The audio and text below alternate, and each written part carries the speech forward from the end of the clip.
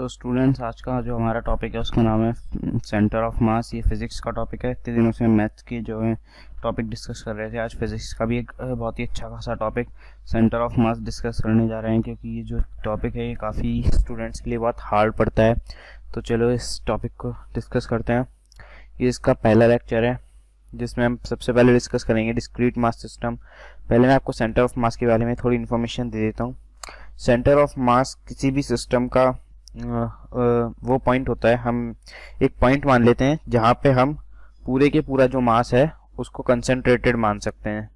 मान लेते हैं हमारे पास है कोई इस तरह का ऑब्जेक्ट, ये कोई बॉल है, तो हम इसका जो सेंटर ऑफ मास है इसकी सेंटर ऑफ सिमेट्री पे मान सकते हैं, क्योंकि ये बॉल अगर हम कांस्टेंट डेंसिटी की मानते हैं तो इसकी सेंटर ऑफ सिमेट्री पे मान सकते हैं। मतलब ये अगर बॉल यूनिफॉर्म है तो इसकी डेंसिटी यूनिफॉर्म है तो अगर हमको किसी इसका फ़ायदा ये है कि अगर हम पूरे बहुत हमारे पास बड़ा सिस्टम दे रखा है, जैसे कि यहाँ पे आप डायग्राम में देख सकते हो M1 M2 M3 M4, ऐसे हमारे पास बहुत सारे ऑब्जेक्ट दे रखे हैं। इनका जो हमें है ये एक पॉइंट पे जो मास निकालना है, वहाँ पे हम सेंटर ऑफ मास का जो है कंसेप्ट का यूज़ करते हैं, क्योंकि हम एक साथ इतने सारे ऑब्जेक्ट्स का मास मतलब लिख तो नहीं सकते। तो हम इस कंसेप्ट का यूज़ करके उसको एक पॉइंट पे मान के और फिर हम आगे के जो क्वेश्चन में जो हमें दिया हुआ है या फिर जो भी है क्वेश्चन का वो हमें सॉल्व करते हैं। और किसी भी बड़े ऑब्जेक्ट के लिए सेंटर ऑफ मान लेते हैं कि ये पूरी अर्थ है, इसके सामने अगर कोई आदमी है, यहाँ पे कोई आदमी खड़ा है मान लेते हैं, तो ये जो आदमी है इसका जो पूरा मतलब इस आदमी का जो मास है वो एक पॉइंट मास माना जाएगा इस अर्थ के रिस्पेक्ट में। अर्थ के रिस्पेक्ट में इस आदमी का जो मास है वो पॉइंट मास माना जाएगा और ये इसकी लोकेशन पे इसका सेंटर ऑफ मास माना जाएगा। तो चलिए अब हम अपने पहले टॉपिक की ओर बढ़ते हैं, सेंटर ऑफ मास। वैसे सेंटर ऑफ मास की बहुत इम्पॉर्टेंट बात यह है कि अगर हम सेंटर ऑफ मास कभी भी कैलकुलेट करते हैं, अगर हमें यूनिफॉर्म ऑब्जेक्ट दे रखा है तो हम हमेशा उसकी सेंटर ऑफ सिमेट्री पे इसका सेंटर ऑफ मास मानते हैं। ये बहुत आसान तरीका हो जाएगा हमें आगे के लिए समझने के लिए सेंटर ऑफ मास हम लोग किसी भी कंटिन्यूस मास डिस्ट्रीब्यूशन में कैसे निकालें। फिलहाल हम पहले डिस्क्रीट मास सिस्टम देखेंगे। डिस्क्रीट मास सिस्टम में हमारे पास यहाँ पे है सबसे पहले ये डायग्राम आप देख लीजिए। यहाँ पे M1 रखा है किसी x1 डिस्टेंस पे, फिर M2 रखा है किसी x2 डिस्टेंस पे, फिर M3 रखा है x3 डिस्टेंस पे, फिर M4 रखा है x4 डिस्टेंस पे। तो मैं कह रहा था कि ये जो M3 M4 M1 ऐसे रखे हैं ये इनफाइनाइट तक रखे होंगे। अब इससे हमको सेंटर ऑफ मास निकालना है इन सबका। तो इसका एक बहुत आसान तरीका है वो मैं आपको बताता हूँ। सीधे एक फार्मूला है, यहाँ पे भी आपको लिखा हुआ दिख रहा होगा, ये XCM वाला फार्मूला। यही है हमारा फार्मूला जो हम इसको आज यूज़ करने वाले हैं डिस्क्रीट मास सिस्टम के अंदर। चलिए इसको एक बार देखते हैं तो ये है क्या। एक बार इसको हम 3 डायमेंशंस में भी देख लेते हैं। डिस्क्रीट मास सिस्टम को मान लेते हैं ये y एक्सिस, z एक्सिस और ये है हमारी x एक्सिस। अब हमारे पास यहाँ पे ये कोई ऑब्जेक्ट है और यहाँ पे हम मान लेते हैं कि ये जो ऑब्जेक्ट है यहाँ पे M1 M2 M3 और इनके जो पॉइंट्स हैं वो है x1 y1 z1 x2 y2 z2 x3 y3 z3।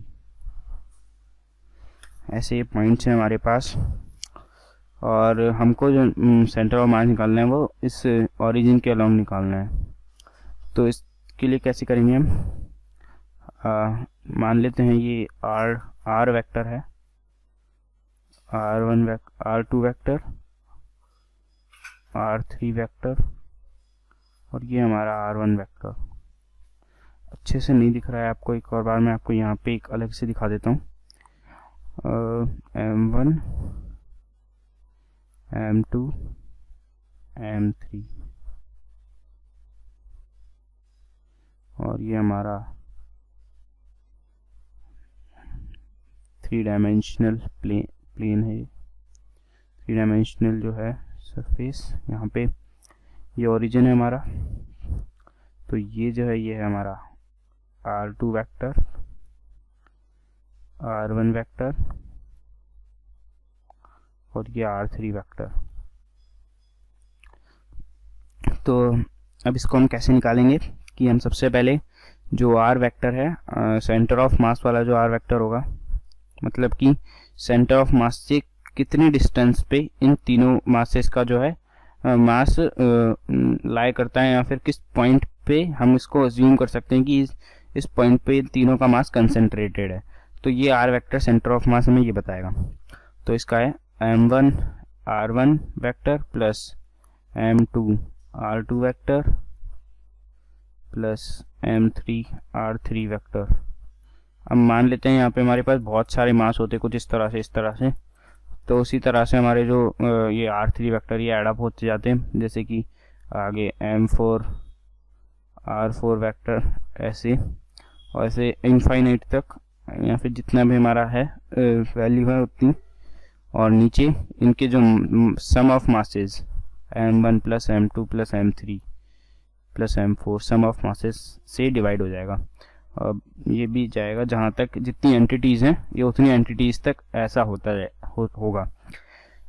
और इसके लिए हम, अब ये तो वेक्टर फॉर्म है, इसको स्केलर फॉर्म में लिखें तो x का सेंटर ऑफ मास सबसे पहले m1 x1 plus m2 x2 plus m3 x3 plus m4 x4 dash upon m1 plus m2 plus m3 plus m4, ये भी जितनी एंटिटीज हैं उतना, मतलब जितने मास हैं उतना ही जो है यहाँ पे ये आगे जाएगा।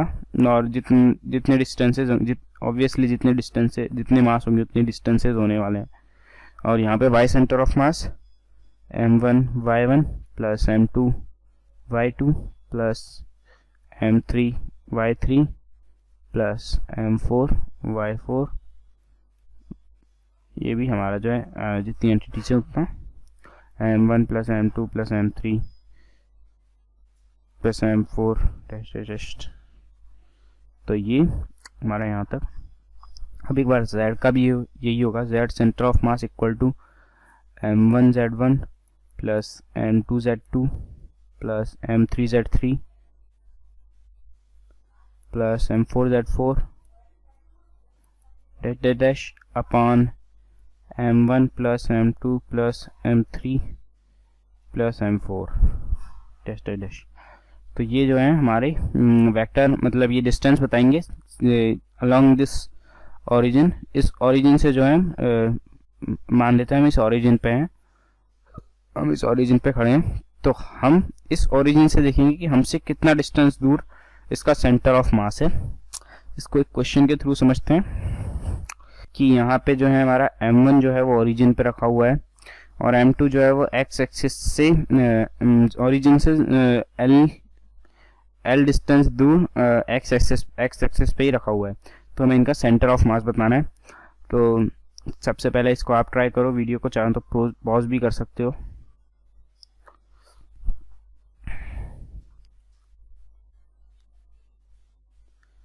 तो चलो अब देखते हैं x सेंटर ऑफ मास क्या होगा हमारा। ऑब्वियसली इसमें x में जो है सेंटर ऑफ मास आने वाला है हमारा, क्योंकि y में हमने कोई एंटिटी भी नहीं रखी है और y का कोऑर्डिनेट भी जो है वो यहाँ पे 0 है, तो y यहाँ पे आने ही नहीं वाला है हमारा y डिस्टेंस में सेंटर ऑफ मास। तो m1 हमारा रखा है ओरिजिन पे, इसका मतलब m1 x का कोऑर्डिनेट क्या है, 0 है यहाँ पे, क्योंकि ये 0 पे रखा है, ओरिजिन पे रखा है। m1 x1 plus m2 x2, m2 x2 क्या है, x2 इज l, हमारा जो x2 है वो l है, अपॉन m1 प्लस m2। तो यहाँ पे जो है हमारा x सेंटर ऑफ मास आया हुआ है m2l bye m1 plus m2, m2l upon m1 plus m2। मतलब यहाँ से कोई डिस्टेंस पे, इस ओरिजिन से कोई डिस्टेंस पे मान लेते हैं हमारा x डिस्टेंस है, यहाँ पे कोई हमारा सेंटर ऑफ मास होगा, यहाँ पे जो है हमारा सेंटर ऑफ मास होगा। तो जो ये x डिस्टेंस है ये वाली जो एक्स डिस्टेंस, मैं इसको यहाँ लिख देता हूँ। एक्स जो है वो ये आया हमारा m2l by m1 plus m2, और इसकी डायमेंशन भी देख लीजिए आप, डायमेंशन भी डिस्टेंस की है, मतलब ये मीटर में ही आएगा, क्योंकि मास डिवाइडेड बाय मास बचा क्या हमारा से डिस्टेंस बचा। अब चलो अगला क्वेश्चन देखते हैं। अगला क्वेश्चन है हमारे पास, हमें एक जो है इक्विलेटरल ट्रायंगल है, उसके पॉइंट्स पे, इक्विलेटरल ट्रायंगल है एक्स वाई प्लेन में, उसके जो 3 पॉइंट्स है कॉर्नर पॉइंट्स, उन पे हमने जो है मासेस रख दिए हैं।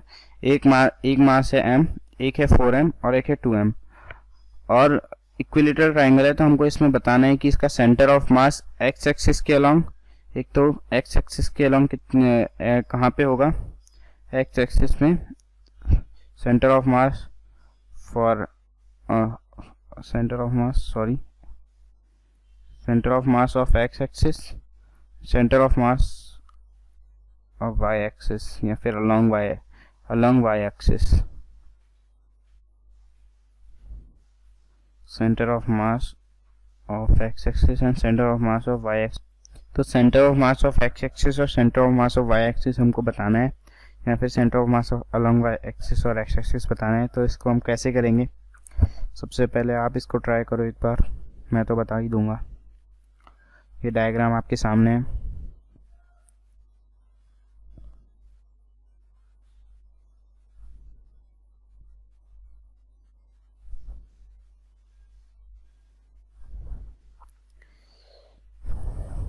चलो मैं बताता हूँ।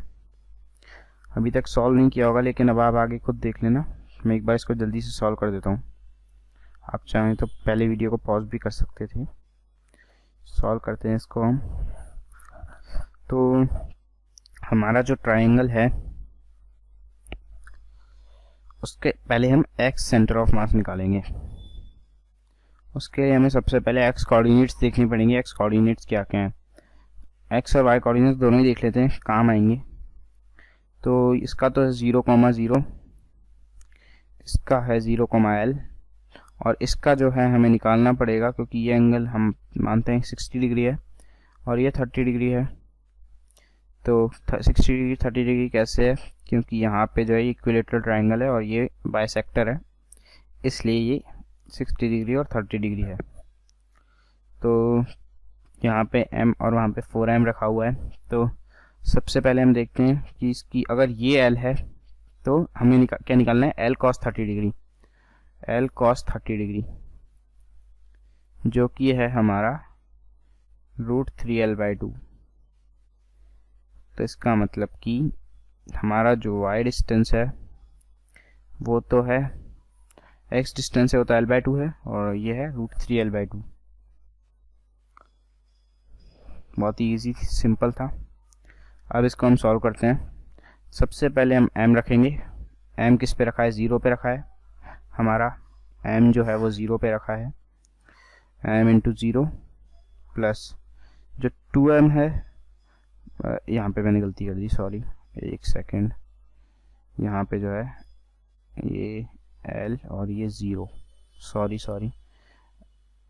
2m into l plus 4m into l/2 upon 4m plus 2m plus m जो है 7m। अब m से तो हम m कैंसिल कर देंगे और बचा क्या हमारे पास, 2l प्लस 2l, तो मतलब कि 4l/7। x सेंटर ऑफ मास है वो तो है 4l/7, और y सेंटर ऑफ मास है हमारा m इंटू, ये तो 0 पे ही है, प्लस 2m इंटू किस पे हमारा 0 पे है, ये भी देख लीजिए आप डायग्राम के थ्रू। यहाँ पे ये 0 पे है, यहाँ पे भी ये 0 पे है, और यहाँ पे जो है ये √3l/2 है। तो 2m into l/2, 2m into 0 plus 4m into √3l/2 by 7m। एक सेकेंड,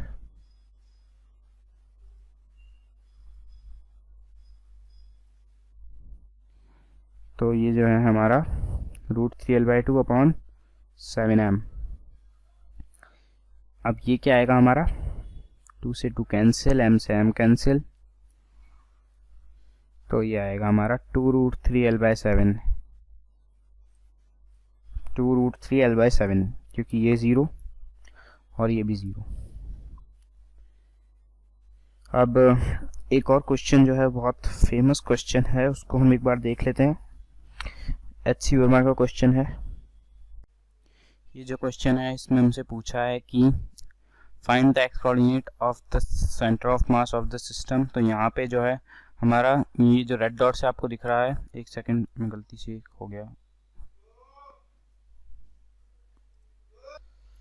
तो इस क्वेश्चन का जो सबसे मेन पार्ट है उसमें है कि इस क्वेश्चन को कैसे समझा जाए। तो सबसे पहले इस क्वेश्चन को इस तरह से समझिए, क्योंकि ये क्वेश्चन दिखने में लेंदी लगता है लेकिन उतना लेंदी है नहीं अगर एक बार सीधे सामने से समझ लिया जाए तो एक्स सेंटर ऑफ मास हमको निकालना है। तो ये बात तो हम जानते हैं कि सारे मास अगर सेम है, 7 के 7 मासेस अगर हमारे पास सेम है, तो और इसकी डिस्टेंस भी यहाँ से ये वाले जो पॉइंट होगा, ये वाला जो मैं आपको पॉइंट करके दिखा रहा हूँ, और ये वाला जो पॉइंट होगा, उनकी डिस्टेंस एक्स से सेम होगी, और इस वाले की भी ऐसी होगी, इस वाले की भी ऐसी होगी, इस वाले की ऐसी होगी, और इस वाले की भी सिमेट्रिकल है इनकी डिस्टेंस। बस इसके लिए हमें अलग से जो है लिखना पड़ेगा। तो ठीक है, इतना तो हम समझ चुके हैं, तो इसी को कंटिन्यू करते हैं। तो सबसे पहले हमको है 2m, मतलब ये दो मासेस हम ले लेते हैं एक साथ ही, ये वाला, एक तो ये वाली प्लेट और एक ये वाली प्लेट या फिर रॉड समझ लीजिए आप, ले लेते हैं 2m इंटू L/2 डिस्टेंस पे रखेंगे दोनों की दोनों, और मैंने दोनों को सिंपली ऐसे ही प्लस कर दिया डायरेक्टली, क्योंकि ये इजी तरीका है करने का इसको, नहीं तो बहुत लेंदी जाता है और कुछ तो कंफ्यूज भी हो जाते हैं डिस्टेंसेस के लिए। इनफैक्ट एक बार मैं खुद ही कंफ्यूज हो गया था। तो ये वाला जो इजी तरीका है ये बहुत ही ज़्यादा काम का है। तो 2m इंटू ये L/2 है, और ये वाली जो डिस्टेंस है, मतलब जिससे सेपरेटेड है, ये कांस्टेंट डिस्टेंस है जिनसे सारे सेपरेटेड हैं, वो L/10 है। तो दूसरी वाली जो प्लेट है, ये वाली प्लेट और एक ये वाली प्लेट, ये दोनों की दोनों भी L/10 से सेपरेटेड होंगी। तो L/2 प्लस L/10, और ऐसे तीसरी वाली के लिए भी हम ऐसे लिख देंगे 2m into L/2 plus 2L/10, क्योंकि वो एक L/10 ये वाला और फिर एक L/10 ये वाला, तो 2L/10। तो फिर इस तरह से, और फिर हमारे पास जो एक और मास बच गया उसका है 2m इंटू L/10, ये तो 2L/10, फिर L/10 2L/10 प्लस L/10, मतलब कि m L/2, या इसको नीचे लिख देता हूँ मैं, नहीं तो यहाँ पे गड़बड़ हो जाएगी, plus m into L/2 plus 3L/10, और नीचे इन सबका सम जो है 7m। तो ये जब m से m जो है कट जाएगा, और ये 2 से भी जो है हमारा 2 कट जाएगा, तो एक्स सेंटर ऑफ मास जो है वो आएगा हमारा ml प्लस 2, एक सेकेंड, 2 से भी हम जो है काट देते हैं यहाँ पे, m into L plus L/5 plus m into L/2 plus एक सेकेंड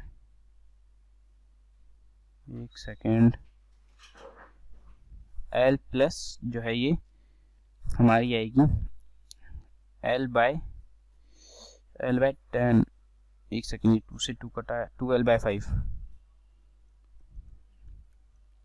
और जो हमारे पास चौथी है वो है m इंटू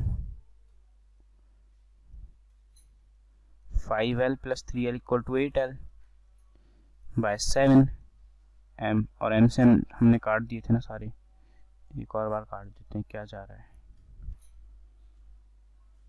तो यहाँ से हमारा एक सेंटर ऑफ मास जो है वो आ जाएगा L plus 6L/5 plus 7L/5 plus 8L/10 by 7, जो आ गया हमारा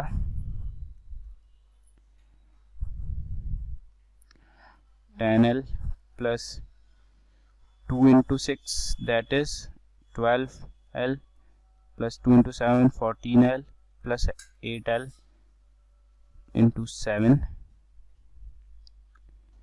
तो ये जो है हमारा आ गया 10 प्लस 12 प्लस 14 कितना होता है 12 plus 14 26 plus 36 by 36 plus 8 36 plus 8। एक सेकंड यहाँ पे और काट देते हैं थोड़ा इजी हो जाएगा। 5 6 7 4 5 प्लस 6 प्लस 7 प्लस 4 बाय 35। तो 5 प्लस 6 4 प्लस 5 कितना हुआ 9 9 प्लस 6 15 प्लस 7 22।